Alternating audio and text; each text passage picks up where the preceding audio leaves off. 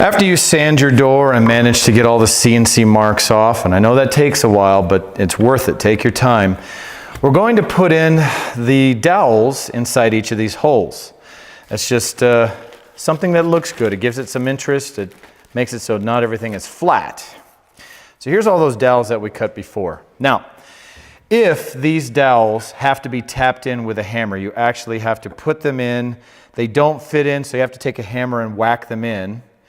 If that's the case, you don't have to glue them. I would actually recommend not, because any missed glue will actually show up really bad on this when I spray it. Now in my case, they slip right in. I mean, I can yank them out, they're too easy. So I do need to put a little dab of glue in each hole as I go. And that's okay, but be as careful as you can. So I simply put a mound of glue here, and again, take a little 1/8" dowel, toothpick, whatever, and as carefully as you can, just stick it in there and put a little bit on, and there, it's in. And that's all you got to do. I don't need very much. If you put in too much glue, when I put the dowel in, it squeezes out. And I don't want squeeze out. There's a little bit there, but I can take care of that in a second. So less is better in this case. And do that for every single hole. Shouldn't take very long, and then we'll trim these down afterwards.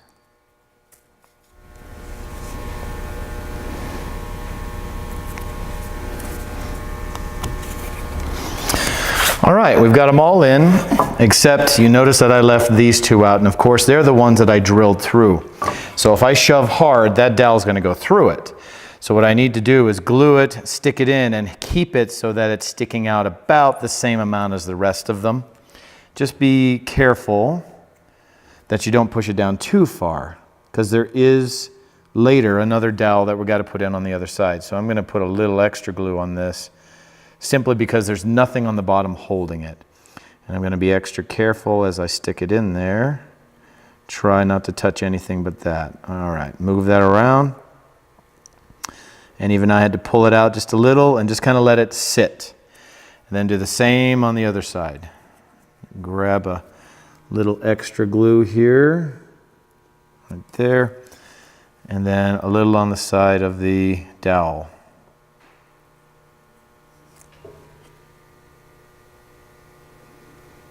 Good. Move it around, have it about the same. Let this sit for maybe 5-10 minutes, just enough to get the glue to set. What we're going to do is we're going to trim this off with a table saw so they're all the exact same height. They're a little bit lower. And then we will trim it to size and be able to attach it to your wood safe. Now we're going to cut and fit the back into your safe. Now whether you do this before the door is already hinged on or not, doesn't matter. I haven't put the front door on yet. Let's go ahead and fit the back. If the door was on, it wouldn't change anything. Figure out which side is your back. In my case, I had this little defect that I wanted in the back. I don't want you to open the door and see it, but that is completely up to you. Now when I take this and I set it on there, I can see that I need to cut off maybe a 32nd of an inch. Same way for up and down, it is just a hair off. So that's why I came to the sled, is I can set this so I'm just buzzing off a hair. Now here's how you do it, is I bring it up and I bring this I actually touch the blade. So now I am physically touching the blade a little, and then, so I know that that cuts nothing, and then move it over a hair. Turn it on and cut, and then I can test fit. Now your goal is not to have it just fall in and it falls all the way down, but the goal is to have it snug. So maybe I'll need to tap it either with my hand or with a little hammer to get it in there all the way. I don't want to have to hit it real hard because that'll damage the board, but I want it snug. That's my goal. So turn on the saw and make your cut.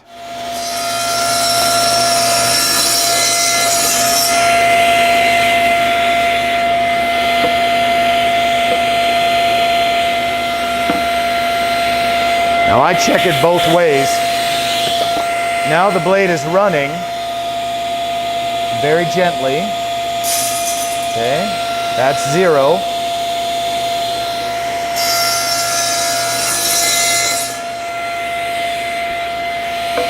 There we go, and it fits in. Good, both ways.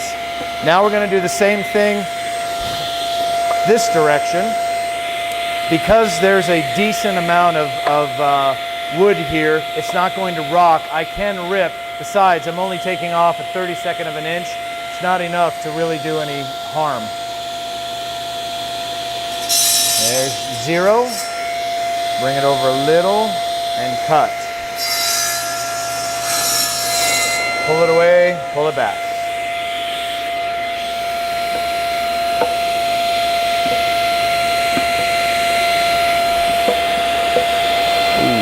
Just a hair. It fits in fairly well at the top, but it's a bit on the tight side.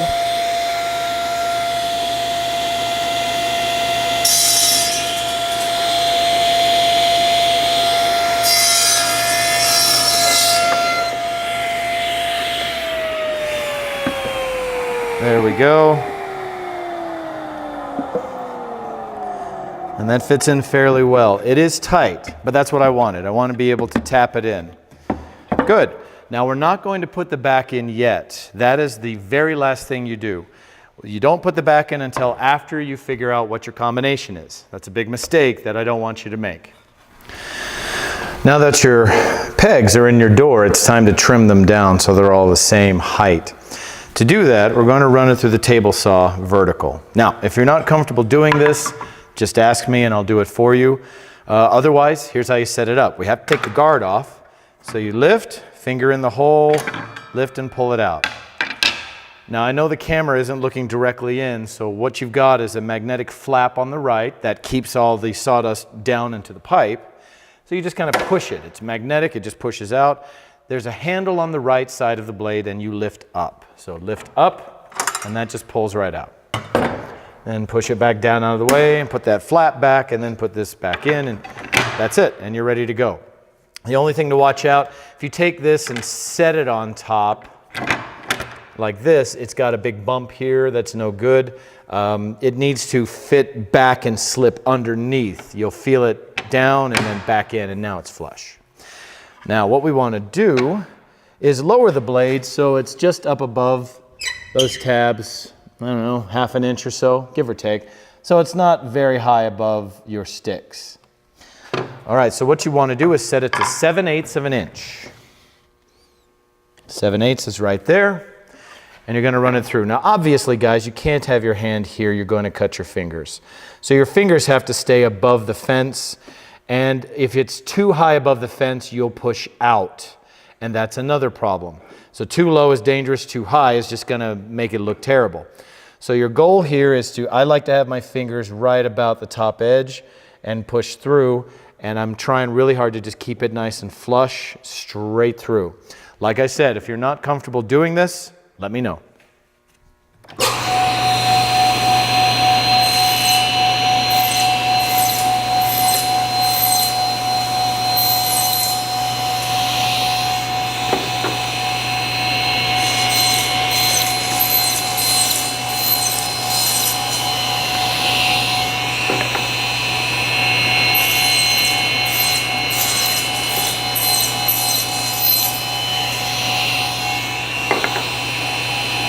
So don't hold here, hold down.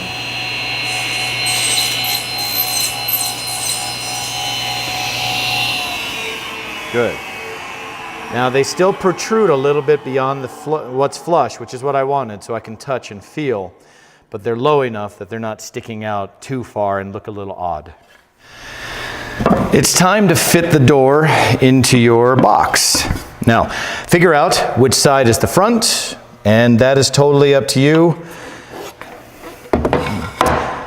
Yeah, I have this way. Okay, that looks good. So it just is completely up to you. It's arbitrary. This doesn't fit, but it's only off by, boy, a 1/16 of an inch, and then it would fit right in. Now the front has to fit with more space.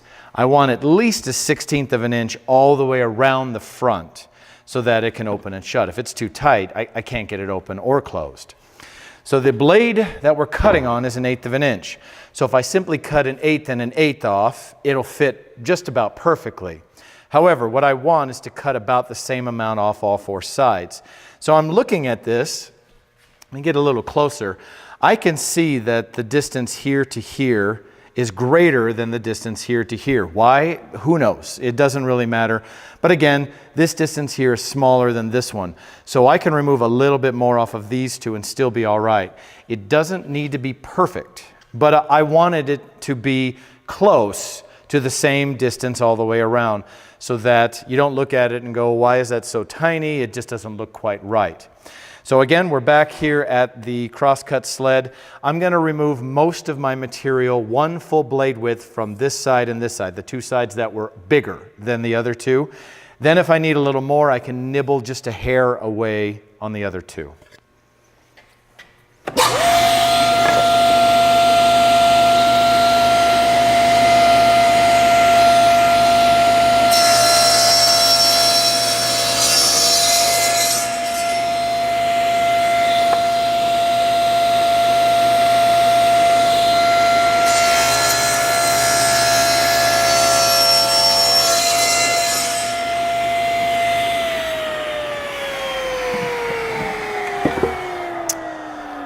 Now when I put this in, if I shove it tight into a corner, I should have 1/8 of an inch and 1/8 of an inch, which I don't. It's close.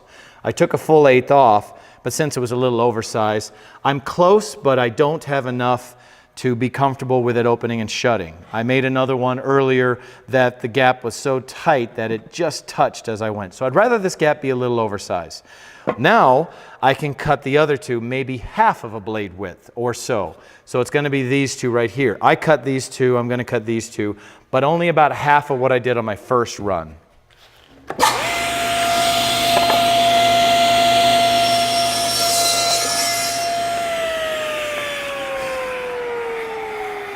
Now we do the same thing. I put it in the corner and I've got about a heavy 1/8 of an inch, and that's good. That's what I want. So that when I center it, I've got about a 1/16 of an inch all the way around. Now as I'm squaring it, if for some reason this gap isn't even, I can take it to my sander, my belt sander in the back, and just kind of sand these so it does line up. If your box isn't perfect, we can align this so it will still work. So there are ways to fix.